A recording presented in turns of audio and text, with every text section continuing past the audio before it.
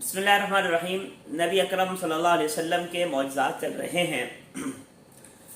आप सल्लल्लाहु अलैहि वसल्लम के मौजज़ात में से एक मौजज़ा ये भी है, हज़रत अब्दुर्रहमान फरमाते हैं कि हम नबी अकरम सल्लल्लाहु अलैहि वसल्लम के साथ थे आप, और तकरीबन हम 130 के करीब लोग आप सल्लल्लाहु अलैहि वसल्लम के साथ थे।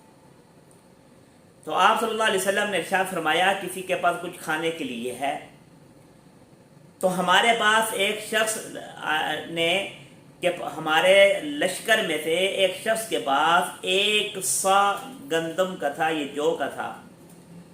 उसने वो पेश किया और फिर उससे आटा बनाया गया, उसका आटा गूंद लिया गया। या आटा मौजूद था, 1 सा आटा मौजूद था और उसको गूंद लिया गया। फिर आप सल्लल्लाहु अलैहि वसल्लम के पास एक शख्स आया जो बकरियों का रेवड़ चरा रहा था। आप सल्लल्लाहु अलैहि वसल्लम ने उससे पूछा कि आप बकरी फरोख्त करोगे? तो उस शख्स ने कहा फरोख्त करूँगा।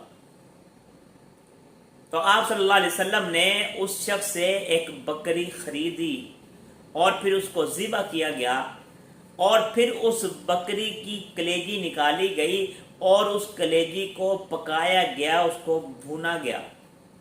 हज़रत अब्दुर्रहमान फरमाते हैं कि हम जो लश्कर के 130 लोग आप सल्लल्लाहु अलैहि वसल्लम के साथ मौजूद थे, वो 1 सा जो था आटे का जो गूंदा गया, उसकी रोटी बनाई गई और एक बकरी की कलेजी उसको भुना गया।